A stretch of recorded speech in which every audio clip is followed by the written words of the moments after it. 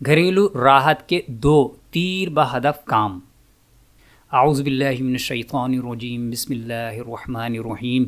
یا ایہا الذین آمنوا استعینوا بالصبر والصلاۃ ان اللہ مع الصابرین۔ اے ایمان والو، صبر اور نماز سے مدد حاصل کرو، بے شک اللہ صبر کرنے والوں کے ساتھ ہے۔ صبر اور صلاح یعنی نماز 2 ایسے کام ہیں جو قرآن میں کئی بار بیان کیے گئے ہیں اور مومنوں کو اس کی تعلیم بار بار دی گئی ہے۔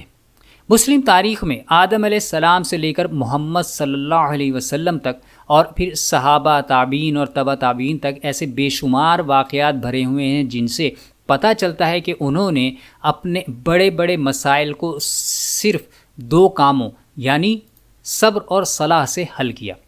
ہم بات کریں خوش خاندان کے ہدف کے حصول کی تو یہاں بھی صبر اور صلاح کی اثر پذیری بخوبی دکھائی دیتی ہے۔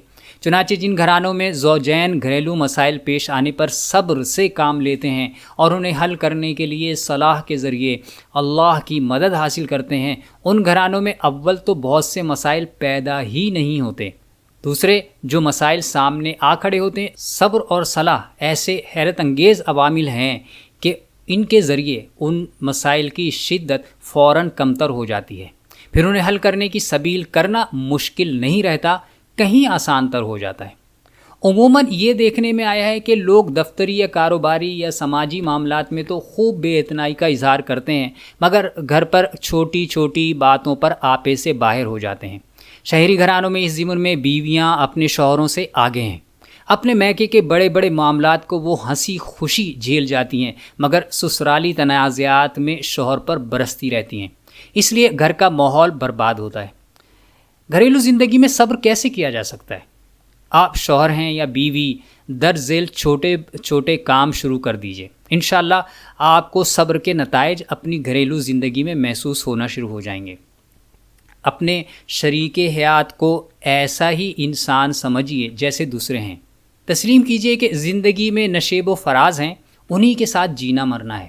جب آپ کا یا آپ کی شریک حیات بولے تو اس کی بات خاموشی سے سنیں، اس کی خواہش پوری کیجئے، خواہ آپ کو وہ خواہش کتنی ہی ناگوار گزرے۔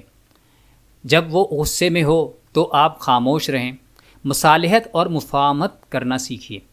اپنا جذباتی رد عمل فوراً دینے کی عادت پر قابو پائیے، یہ حق گوئی نہیں، خود غرضی ہے۔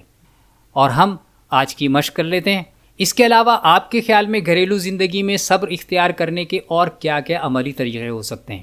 ایک آسان طریقہ یہ ہے کہ اپنی زندگی کے چند واقعات یاد کیجئے کہ آپ نے اس دوران میں کس انداز سے صبر اختیار کیا اور پھر مسائل کو حل کیا۔